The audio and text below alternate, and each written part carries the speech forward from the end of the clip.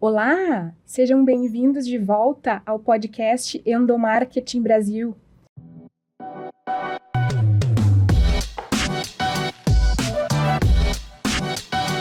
Este é o episódio de número 46. Olha, é conteúdo que a gente já trouxe para vocês, hein? E hoje a gente vai tá com uma proposta super diferente aqui. Nós estamos com um empresário que o João já vai apresentar para nós, que tendo muitas experiências aí com os seus clientes para marketing e comunicação externa, começou a notar um aumento da demanda, né, de olhar para as necessidades do público interno desses clientes. João, conta para nós quem é. Certo, ele é publicitário, como a Cris disse, ele tem uma vasta experiência com marketing e comunicação externa, ele tem 20 anos no mercado.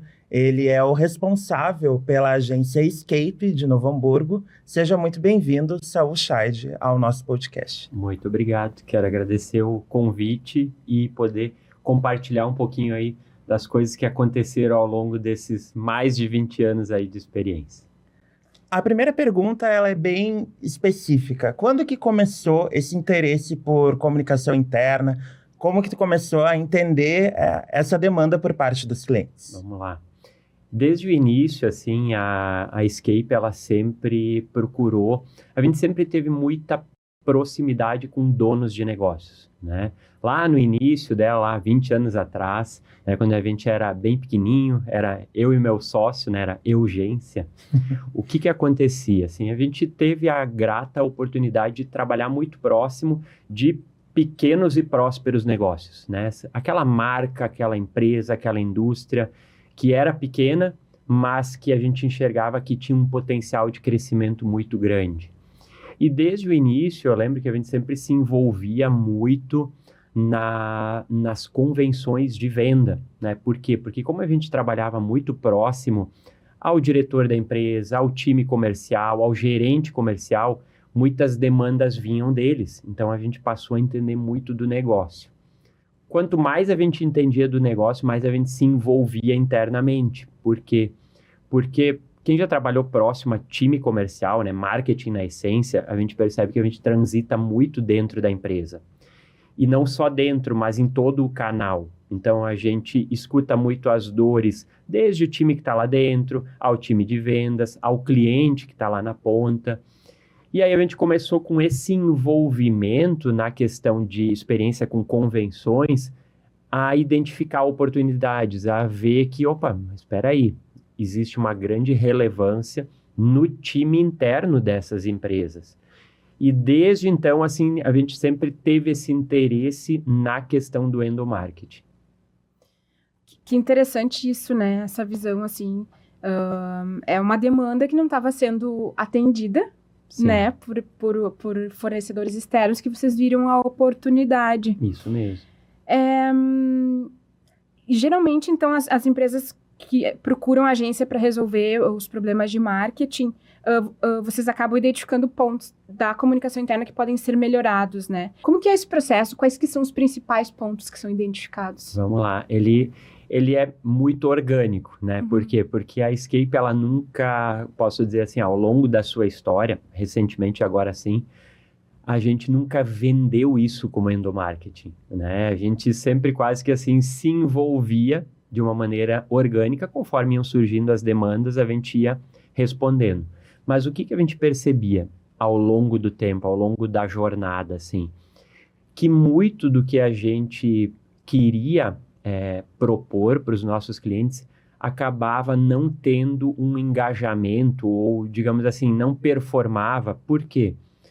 Porque muito dependia também do time interno, né? Quando a gente lida lá com um departamento comercial, quando a gente tem uma demanda que vem do administrativo, a gente também depende deles para muitas coisas. E em muitos momentos a gente precisava demandar, né? Aquela coisa assim, cara, às vezes a gente precisa de um conteúdo, a gente precisa conversar com alguém internamente, e muitas vezes pelo fato desse colaborador interno não estar envolvido na estratégia de marketing, ele olhava aquilo e via aquilo como um trabalho, serviço, né? É tipo assim, lá vem o pessoal do marketing me trazer serviço, vão me pedir alguma coisa. Então a gente percebia que perdia tração, as ações perdiam tração porque o time interno não estava engajado. Então qual era sempre a nossa preocupação? Era contextualizar, era trazer esse cara para o jogo, era fazer ele entender que o trabalho, esse conteúdo talvez que ele vai fornecer, aquele catálogo, e às vezes eram coisas simples, gente, era tipo assim, a gente atendia laticínios lá, né? A gente precisava, às vezes, para fazer um catálogo de vendas, das informações técnicas que iriam estar naquele catálogo. E quem precisava fornecer isso para a gente era alguém do time da qualidade, era alguém do time de produtos. Só que eles não entendiam que aquele catálogo ia ter uma relevância gigante, por quê? Porque aquele material ia ser distribuído na Expo Agas, que é a maior feira do segmento supermercadista. E aí o que ele não via? Ele não via essa importância. Ele não entendia que, esse material que eu vou contribuir, ele vai fazer parte de uma estratégia de vendas da marca que eu também represento e vai estar lá na maior feira do Brasil.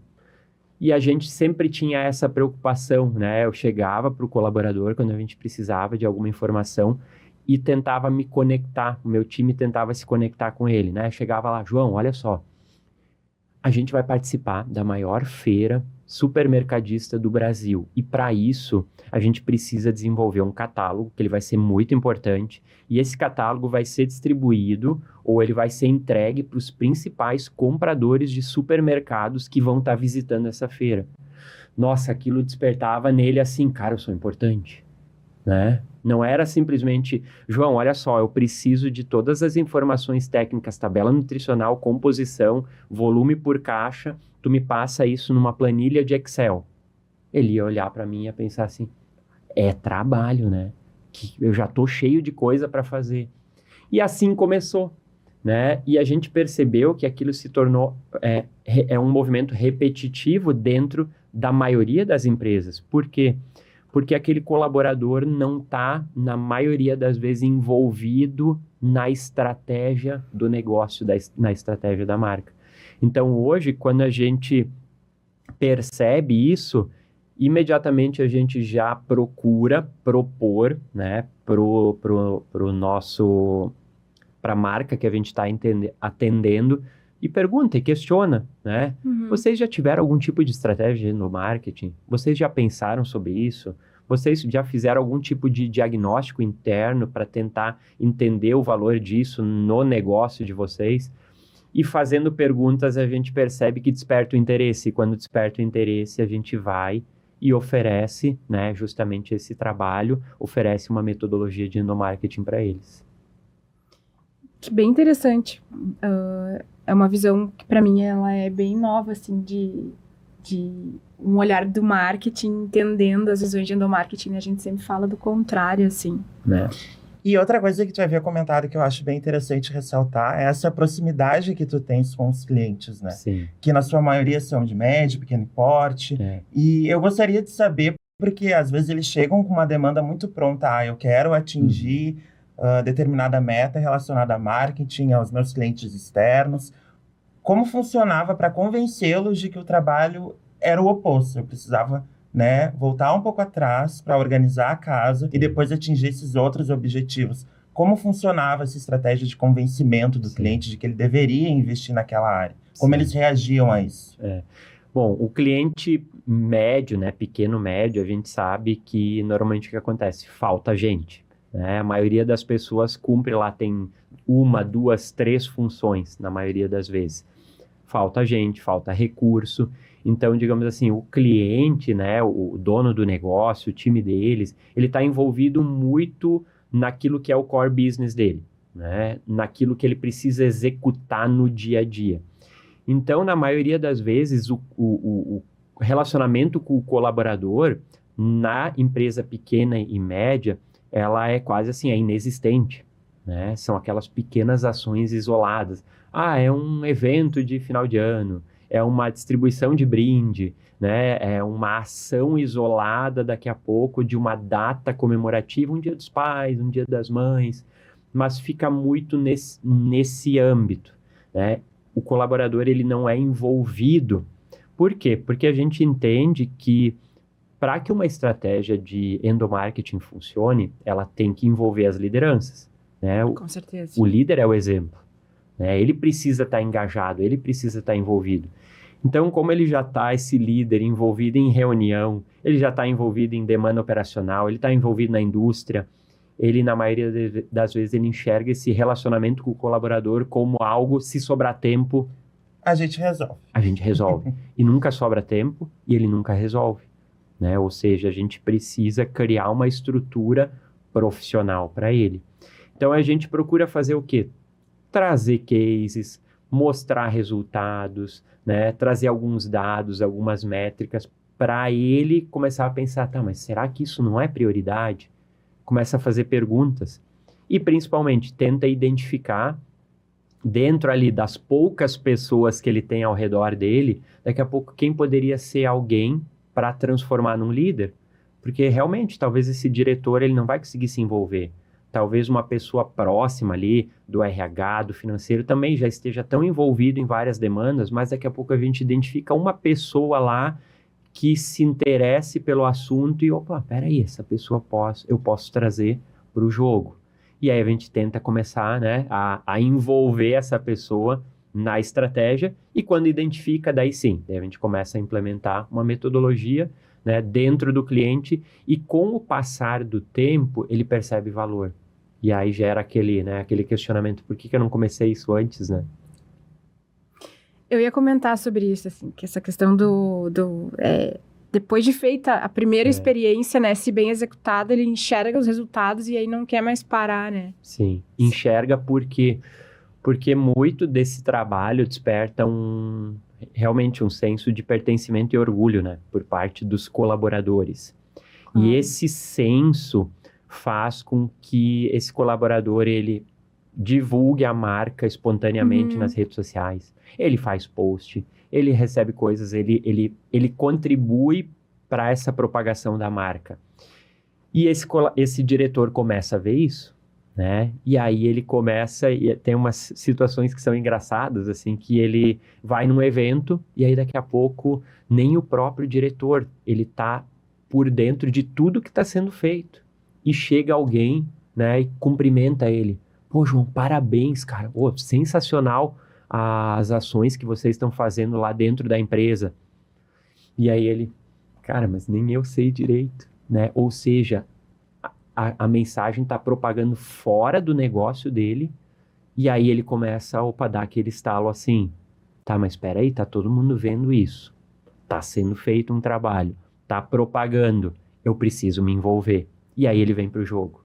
E aí ele começa a entender essa importância e aí literalmente começa a colocar investimento também, né? Porque a gente sabe que endomarketing demanda muito investimento. Com certeza. Não é se sobrar alguma coisa. Não, tem que ser uma vertical estratégica do negócio. Inclusive dele. com equipe, né? Porque Com tu precisa, equipe. mesmo tendo agência, tu precisa ter pessoas dentro da empresa com senioridade para poder ajudar a conduzir as demandas, mas também nessas conscientizações. E muitas vezes é difícil de convencer os empresários disso, né? Porque ele já, ele tem uma visão assim, não, uma pessoa já tá bom. E quando ele vê, ele tem que ter 3, 4 pessoas envolvidas no processo. E o nosso papel como agente externo é direcionar e ferramentar. É fazer com que o trabalho braçal, digamos assim, do time interno seja menor. E ele possa estar, esse time interno, envolvido nas ações que são estratégicas dentro do negócio. E não perder tempo, né, fazendo cardzinho no Canva.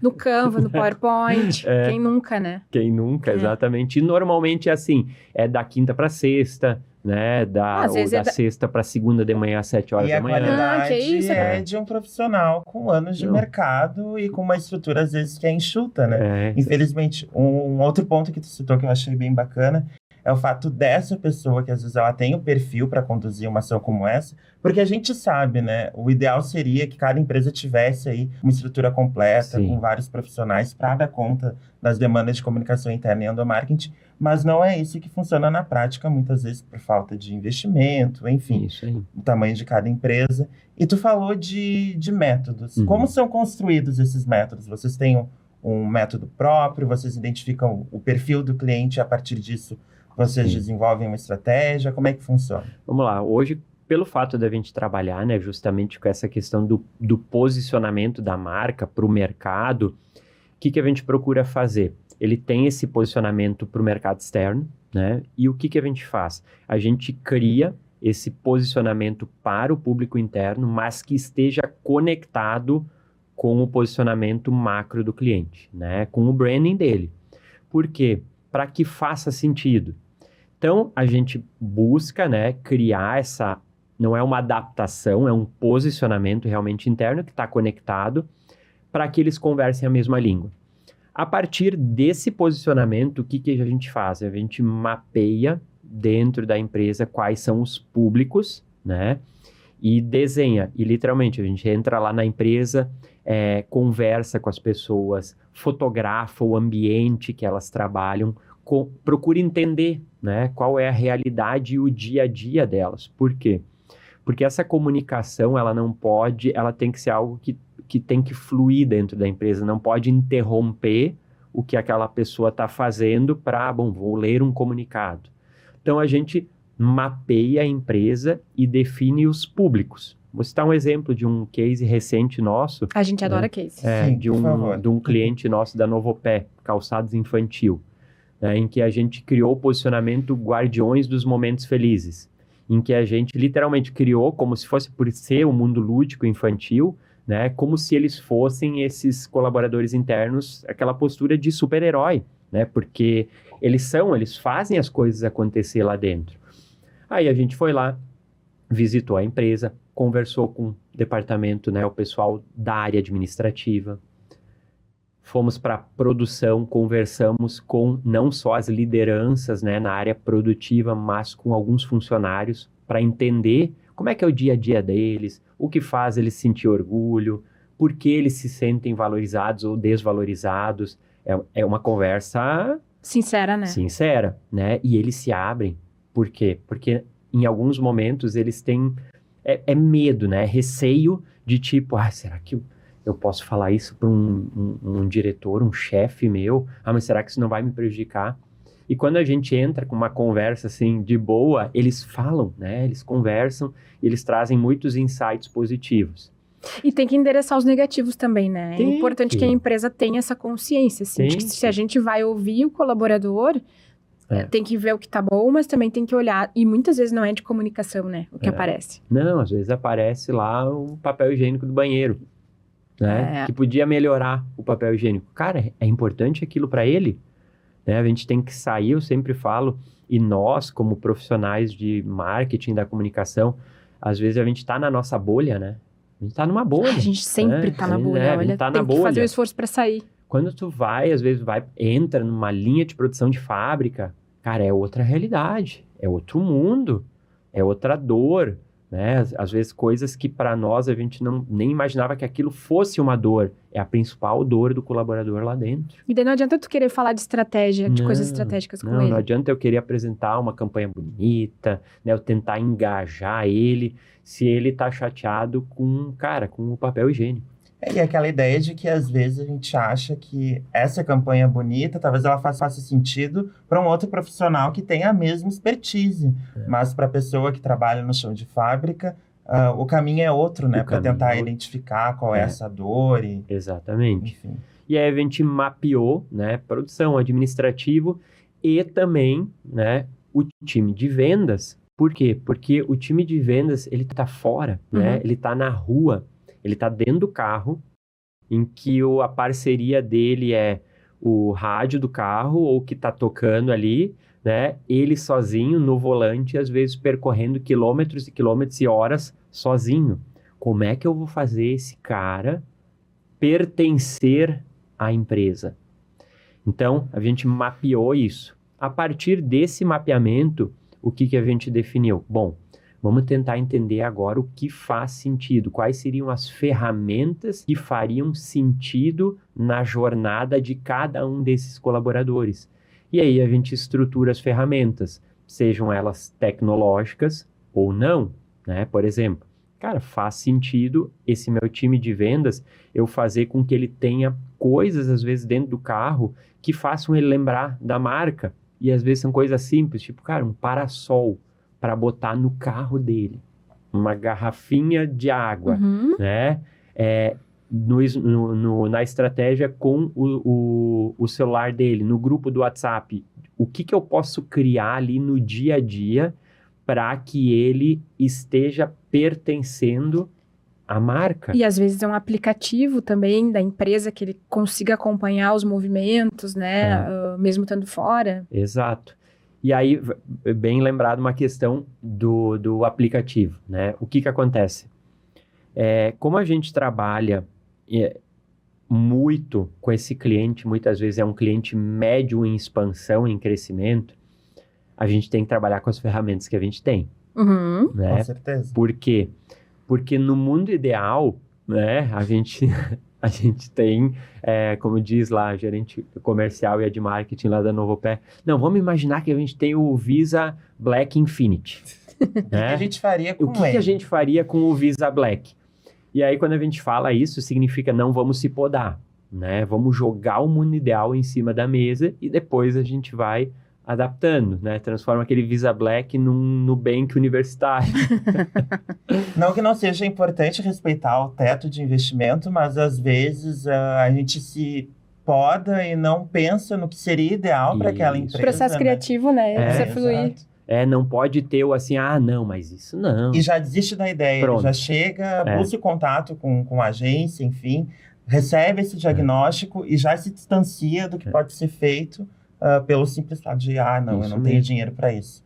Vamos ver o que a gente pode fazer, né? Com o que tem em casa, enfim. Sim, e às vezes, quando tu tá com o olhar na ferramenta e não no o que aquela ferramenta vai fazer, normalmente a gente cai nessa. Né? Por quê? Porque como a gente não desenvolveu claramente o propósito da ideia e ficou na dependência da ferramenta, aí a gente vai lá, essa ferramenta custa R$1.000 por mês. Não tem essa verba. Fica como custo e não como investimento, né? Isso aí, isso mesmo. Então, às vezes, o que acontece? Tem um processo antes da ferramenta ideal, que é uma ferramenta caseira, né? Às vezes é um grupo do WhatsApp, às vezes é uma API ou uma área restrita no site do cliente que a gente desenvolve e cumpre a mesma função, só que com um valor muito menor.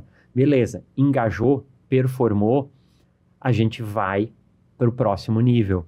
Né? Tipo, vou citar um exemplo aqui, quem aqui nunca pensou assim em fazer um esporte, né? Tipo, vou começar a pedalar. Não sei. Vou fazer bike. Não, vou fazer bike. Eu já não sei porque eu sou sedentário. Vamos lá. Mas eu entendi o exemplo. Qual é a nossa primeira preocupação? A gente pesquisa a bike mais top, né? Mas eu vou precisar de um capacete. Não, eu vou precisar agora da bermudinha estofada.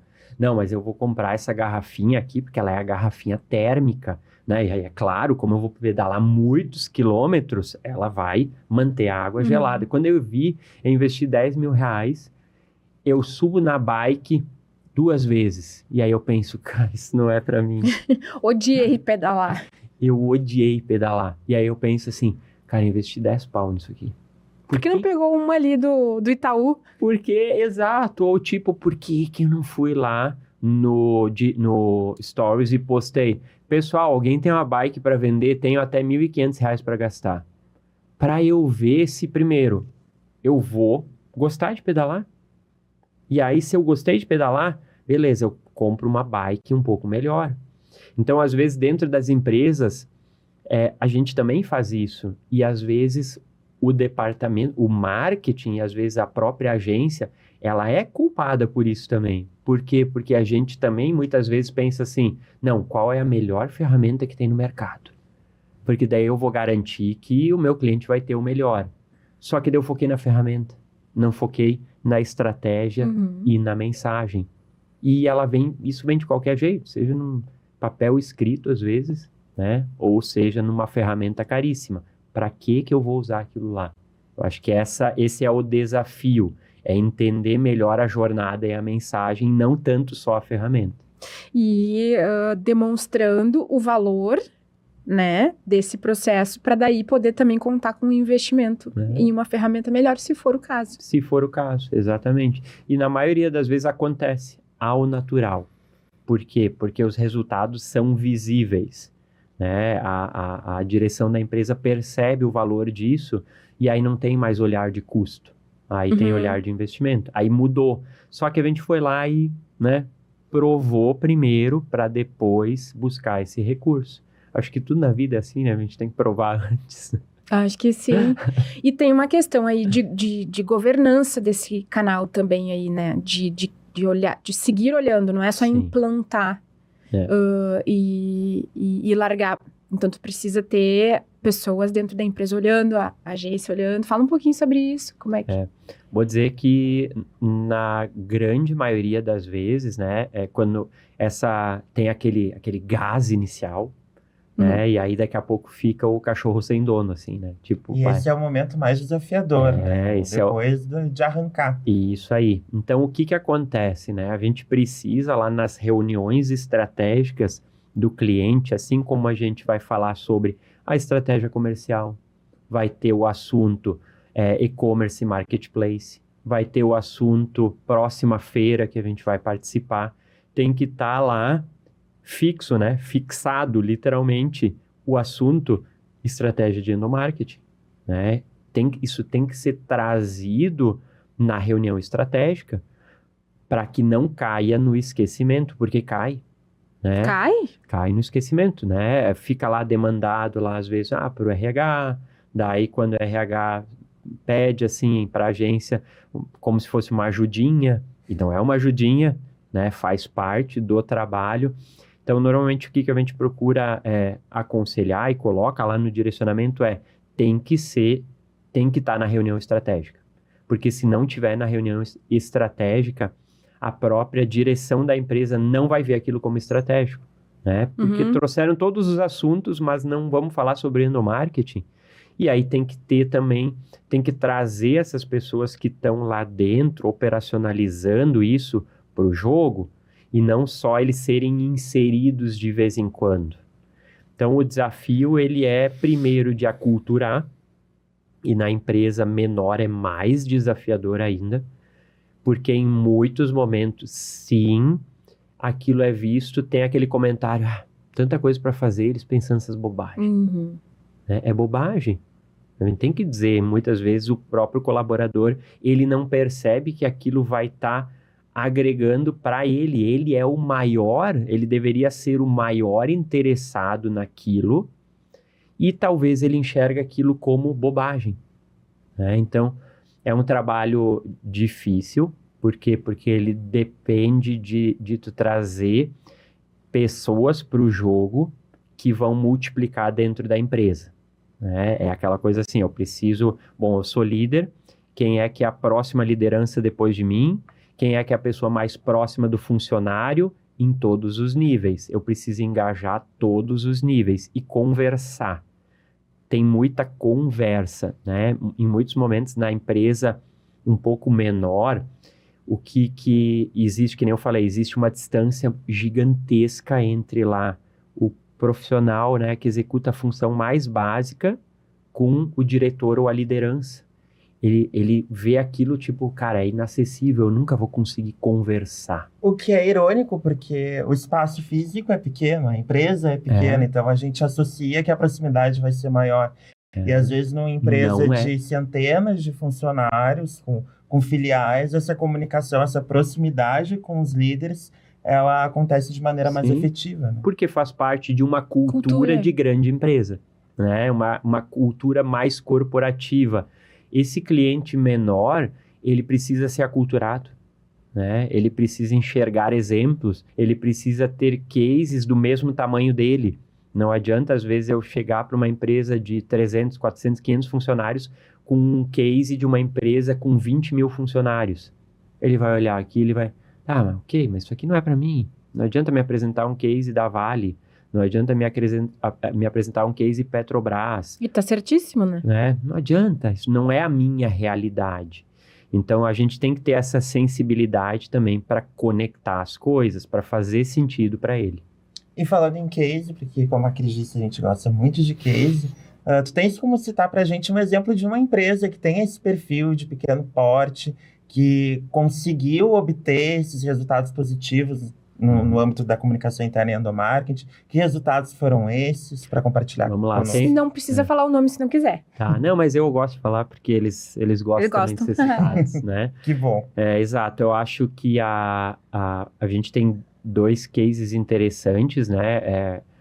O primeiro, esse da Novopé, né, que eu citei, né, que eles são uma empresa, os 2 diretores, o Raul e a Eliane, eles são pessoas que eles têm uma história incrível, né? Por quê? Porque a empresa começou com 2 pessoas, né? Era lá o Raul, que era o diretor, e mais uma pessoa. A empresa começou com o pai dele também. Hoje é uma empresa com mais de 300 colaboradores diretos. E eles sempre foram pessoas que, ao longo dessa caminhada, passaram muita dificuldade. Muita mesmo, assim. Eles literalmente começaram no chão de fábrica, né? Eles faziam, iam lá, cortavam o calçado, costuravam, botavam a sola, eles produziam o calçado, 30 anos atrás, né? E eles foram crescendo e valorizando muito cada colaborador que eles traziam, né? Foi crescendo aos poucos. Só que conforme a empresa vai crescendo, sobra boa vontade e falta tempo. Por quê? Porque a empresa vai crescendo e ela vai demandando mais tempo.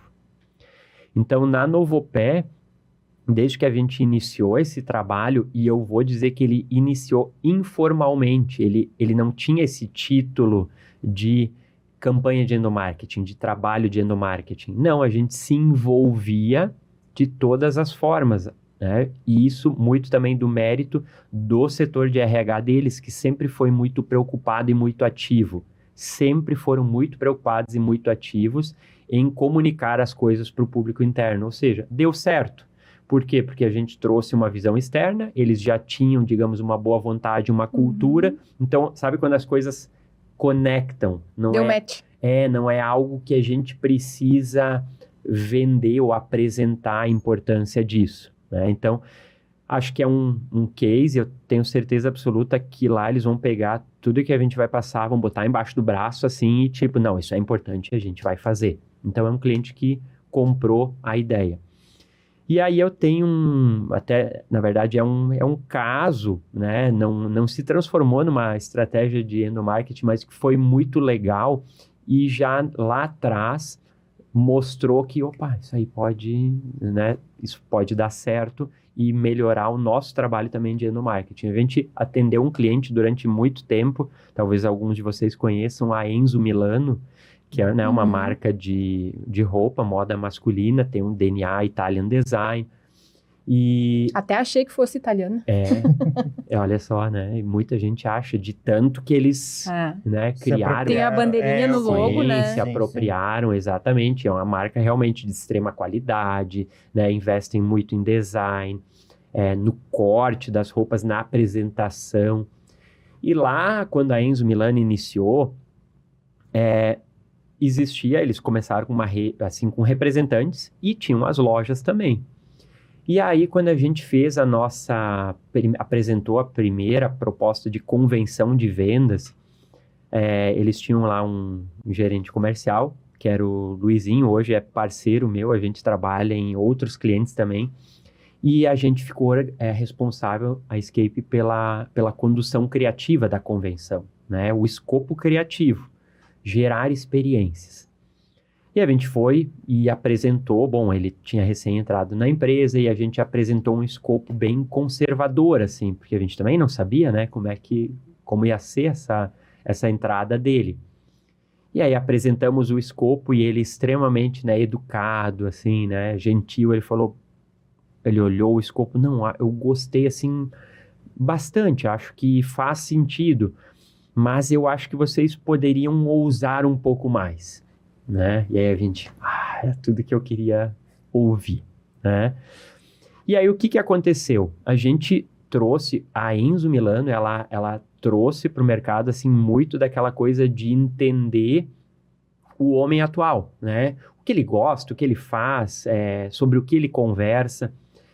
E toda a convenção, o que a gente fez? A gente refez o escopo E a gente trouxe uma proposta criativa de os representantes que estavam lá, os representantes comerciais, eles terem uma imersão na cultura do homem moderno. A gente não ia falar sobre a coleção, a gente não ia falar sobre técnica de venda, a gente não ia falar sobre nada disso. A gente ia trazer eles para o mundo do homem moderno. Por quê? Porque muitos deles eram representantes mais antigos, que vendiam confecção daquele jeito, né? E não estavam muito conectados, né, com o que a gente queria, com o que a marca queria. Então, todo o escopo criativo da convenção foi em cima disso. Então, por exemplo, a gente mandou para eles um mês antes, no Save the Date, dizendo a data da convenção, né, e dizendo assim, quando faltar uma semana para a convenção, não corte o cabelo e não faça a barba. Só mandamos isso para eles, né? Eu já ficaria meio seguro, assim. Exatamente. Até bati aqui no microfone. Mas imagina um evento, isso aí. tu recebe uma dessas, não sabe se tu leva como um desafio ou se tu fica preocupado se vai sair feio nas fotos. Isso aí. E alguns não compraram a ideia. E aí ligavam, né, pro diretor, pro Milton. Eram senhorzinhos? Ligava pro Milton. Ô, Milton, que história é essa? Como assim? Não é pra fazer a barba? Não faz a barba, não corta o cabelo. Todos compraram a ideia, tá? Chegaram lá, o que a gente tinha montado para receber eles? Uma barbershop, né? A gente montou uma barbearia, botou as cadeiras, tematizou, colocou 2 barber à disposição. E como eles eram recebidos? Eles eram recebidos pelos barbeiros, né? E os barbers conversavam com eles para tentar entender um pouco, cara, qual é que é o teu estilo? O que tu sempre quis fazer na tua barba, no teu cabelo, e tu nunca teve coragem? Então, eles entravam na convenção com essa experiência. Gente, a gente teve mudanças, assim, ó.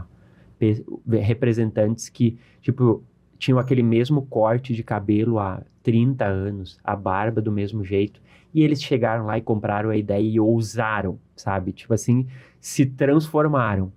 Tivemos oficina de hambúrguer, ensinando eles como fazer um hambúrguer em casa. A gente ensinou sobre cerveja artesanal e harmonização.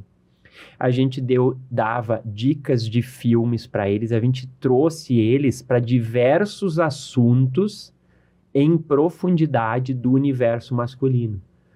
Por quê? Porque a gente tinha a proposta, e isso deu muito certo, de que quando tu chega, tu vende uma marca de roupa masculina e tu vai vender para uma loja. Talvez aquele lojista, ele não faça ideia do público dele, né? Ele não entende, talvez ele compra roupa do mesmo jeito. Uhum. Ele sempre se comportou do mesmo jeito. Nem ele talvez entende o público. E quando eu chego vendendo roupa, falando para ele sobre cerveja, hambúrguer, filme, gosto, o que o homem moderno quer, eu vou transmitir o que para ele?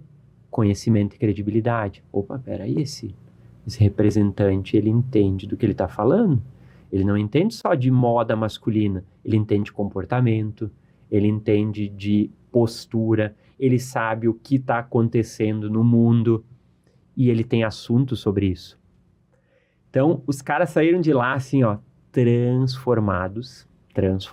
Aquilo deu muito resultado mesmo, performance de vendas, e a gente repetiu essa mesma ideia, criando a cada convenção a régua subia, né? Imagina depois disso aí, o trabalho que vocês não tiveram. Exatamente. Então aquilo criou, assim, digamos, virou case para nós, tanto é que isso faz quase 10 anos, essa primeira convenção, e eu uso ela e trago como exemplo em muitos momentos, apresento, até a gente tem um videozinho que mostra, assim, esse resumo da convenção. Quando eu mostro, às vezes, para um cliente meu, cara, é isso aqui que a gente tem que fazer. Eles olham assim, sensacional, quero fazer.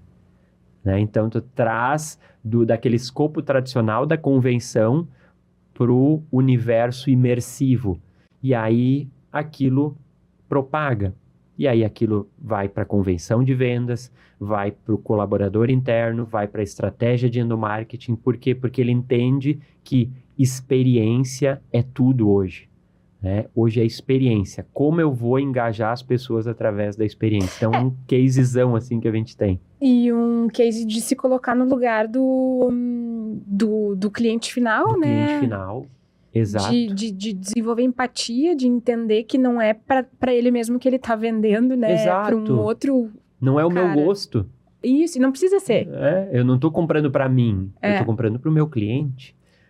E a gente tá falando de 10 anos atrás. Hoje 10 em anos dia, atrás. tipo, a gente vê uma barbearia a cada esquina. Talvez na época tenha tido um É impacto super normal. ainda maior, né? É. E que legal que esse líder, ele pediu para que vocês Ele fossem pediu, mais ele engajou. ousados, porque às vezes o cliente final, ele tem todo esse conhecimento, né, com relação à moda masculina, comportamento, mas quem, né, já está aí no mercado há mais tempo não tem o mesmo entendimento, e talvez uma palestra não surtisse o mesmo efeito, né, só teoria, trouxe para a prática, e houve esse engajamento todo, muito Aí a legal. gente deu uma missão para cada um dos representantes, que eles, na semana pós-convenção, eles eram para inventar o seu hambúrguer ideal, né, e compartilhar daí no grupo a receita e a foto de como ficou o produto, né? Então foi muito legal, porque a gente conseguiu depois ter várias ações que continuavam mantendo esse engajamento.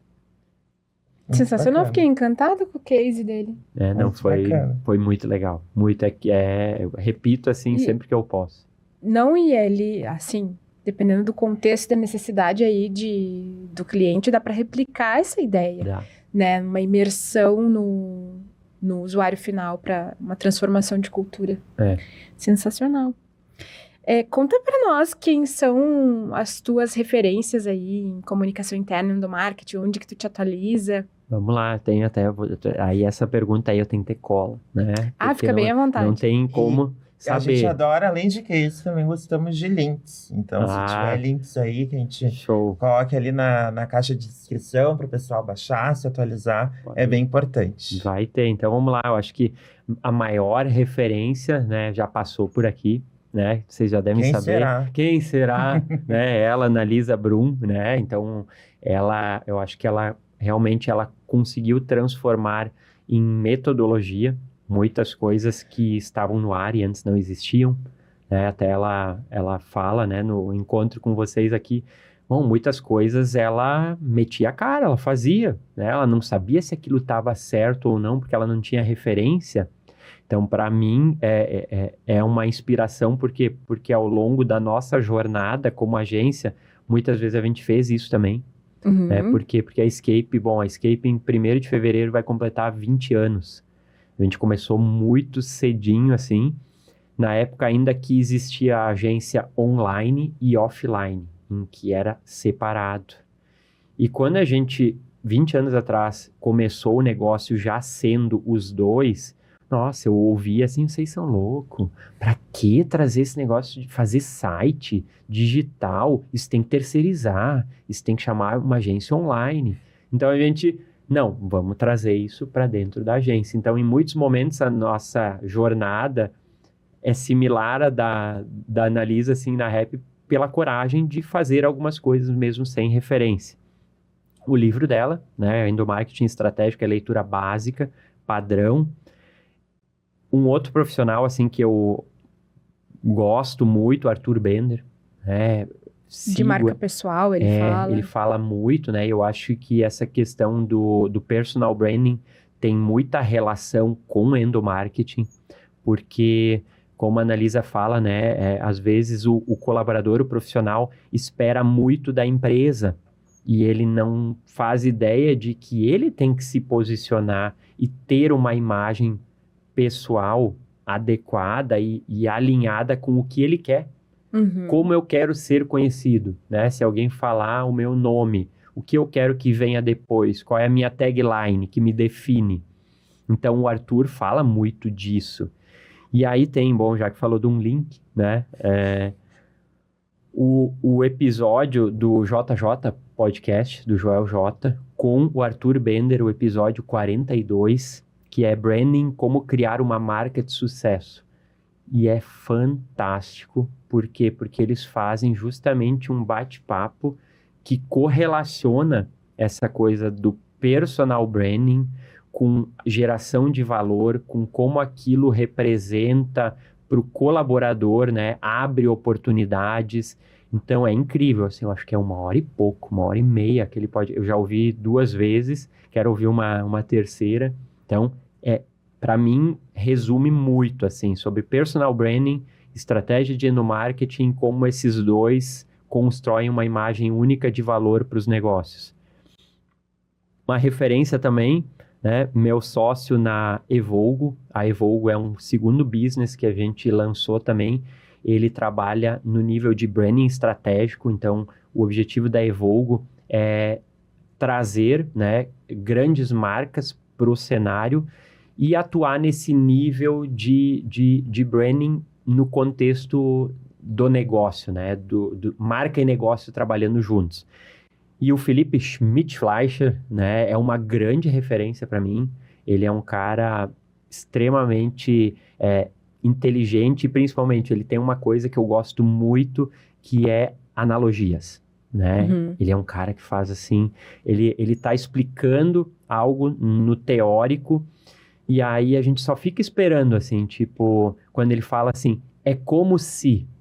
né? Daí ele cita um exemplo, assim, ele traz alguma coisa e aí todo aquele raciocínio lógico, né? Aquele raciocínio teórico que ele fez com aquela analogia faz assim, né? E a gente, como é que ele foi tão além? Né? Então, é um cara que para mim, assim, é uma referência.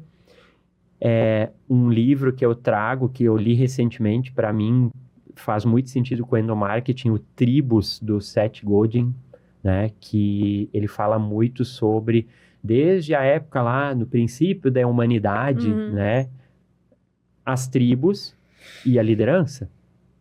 Né? Então, cara, isso faz parte da nossa cultura, e aí o livro todo, ele conduz trazendo exemplos desde os primórdios da humanidade sobre essa coisa da liderança.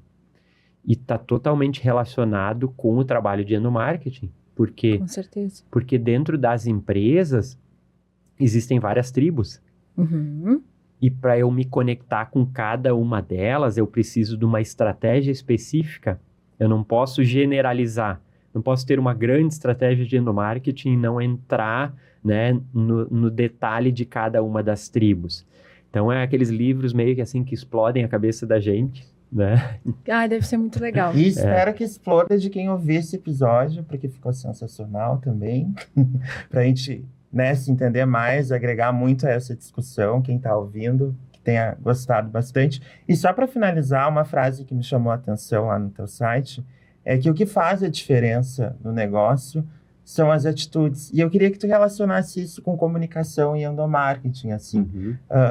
Qual é o conselho que tu dá para uma empresa que ela pensa sobre isso, mas ela ainda não saiu do planejamento, ela ainda tem medo de executar? Como encorajar essas empresas que já pensaram sobre, mas não seguiram adiante? Sim. Eu acho que o fazer o básico, né? Começar com pequenas atitudes. Às vezes a gente está sempre fazendo o quê, né? Os negócios estão fazendo o quê? Hoje, com o digital, com a internet, com a rede social, a gente sempre está olhando para o outro, né? A gente sempre está olhando para outra marca faz melhor. A outra empresa já está estruturada. E às vezes a gente se poda, né? Até aquela, se é para começar assim pequenininho, não vou fazer, porque o fulano lá já está fazendo, né? A gente quer traçar um plano extremamente ousado, né, nos detalhes, o planejamento estratégico, tático, operacional, e quando vê, nada acontece. Por quê? Porque a gente fica tão imerso naquela coisa da perfeição que quando a gente implementa, as coisas não saem perfeitas, a gente se frustra, só que a gente só aprende testando, né? O que funcionou para outra empresa não vai funcionar para a minha. Eu vou ter que testar, eu vou ter que começar, né? Como diz lá, é o mantra da perestroika, vai lá e faz, né? Quem já fez um curso lá sabe.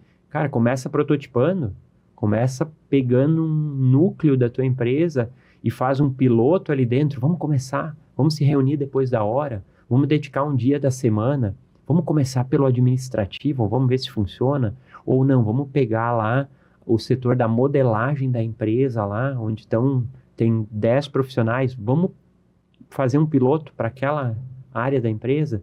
Mas começa, né? Atitude. Hoje a gente está muito em cima da teoria, né? Muita teoria, muito plano e pouca atitude. Por quê? Porque a gente está sempre olhando para o lado. O do outro sempre é melhor. Né? E aí, o do outro sempre é melhor, a gente pensa, não vou começar, não vou fazer. E aí morre na casca. É uma insegurança, né? É insegurança. Que legal. Mais algum ponto que tu gostaria de acrescentar à nossa conversa, que a gente não abordou? Uma dica que tu quer adicionar, que tu queira dar para os profissionais de endomarketing? Eu acho muito, às vezes assim, a gente, até antes de começar aqui o episódio, estava conversando com o Fábio, né, que é um colega meu aí, um amigo e vizinho também, né, sobre muitas vezes a gente se conectar com a linguagem do público, né? Às vezes a gente, nesse âmbito corporativo, né, a gente tem os termos, as linguagens, né, e quando a gente, em muitos momentos, não desce um pouco desses termos, não se conecta com outros públicos da empresa, não dá aquele fit, né? Então eu preciso falar a linguagem dele, ter empatia com ele, entender que eu preciso ter uma conversa que faça sentido para ele. E isso a gente só desenvolve conversando, né? Isso a gente só desenvolve conversando. Que é o quê? Que é, às vezes eu tá na empresa do meu cliente e eu, tô na recepção da empresa, tem ali conversar com a tia da faxina, né? Conversar com ela. É quando eu ver lá, sobrou 5 minutinhos, estão descarregando o caminhão, eu do lado ali, eu perguntar, quanto tempo você trabalha aqui na empresa? Tanto. E o que tu faz? Começou assim? Começou aqui na empresa? Sempre foi motorista? Não. E aí aquilo, às vezes, naqueles 10 minutinhos, que em muitos momentos o que a gente faz, né? A gente fica aqui, né? Celularzinho na mão, as coisas acontecendo ao meu redor. E eu tô com o celularzinho na mão. Eu não percebo isso. Eu não vejo o valor disso. E isso acontece, às vezes, numa convenção de vendas. Isso acontece num evento interno da empresa. Nunca conversei com aquela pessoa. Mas eu já vi essa pessoa, eu já vi o João 10 vezes aqui na empresa. João, deixa eu te perguntar. Pergunte. O que tu faz aqui na empresa? Há quanto tempo tu tá? Mas qual é o teu objetivo aqui dentro? O que tu espera? O que tu achou de tal ação? O que tu achou de tal ação? Né? E isso nos dá bagagem.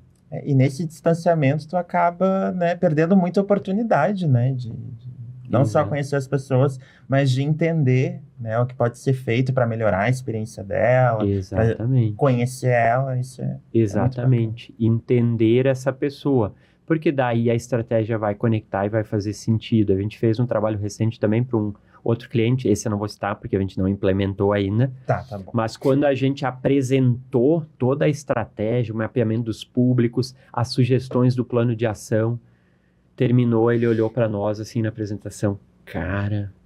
A gente não conhece o nosso colaborador. Vocês tiveram que vir de fora para nos mostrar isso. Nesse caso foi positivo. Sim. Né? Mas a gente já tomou umas pedradas. Algumas pedradas. Um episódio inteiro só sobre pedradas. Sobre pedradas do endomarketing. Que legal, Saul. Muito obrigado por ter participado aqui com a gente. Espero que tenha curtido aí o papo. Muito obrigado, mesmo. Saul, por ter vindo, por ter aceito o nosso convite. Que bom que aconteceu. Veio aí. Deu certo. Deu tudo certo, apesar das intempéries climáticas aí. Isso mesmo. Muito obrigado pelo convite. Espero aí que agregue valor ao podcast, que está sensacional. Muito obrigada. Com certeza vai agregar. Este foi, então, o episódio de hoje do podcast Endomarketing Brasil. Não esqueçam de seguir a gente nas redes sociais, ativar o sininho no YouTube para receber as notificações de novos episódios e conhecer o site, o Instagram da Pix Media, que é a realizadora do podcast Endomarketing Brasil, startup de tecnologia com foco em comunicação interna. Até a próxima, pessoal. Tchau, até a próxima. Tchau, obrigado.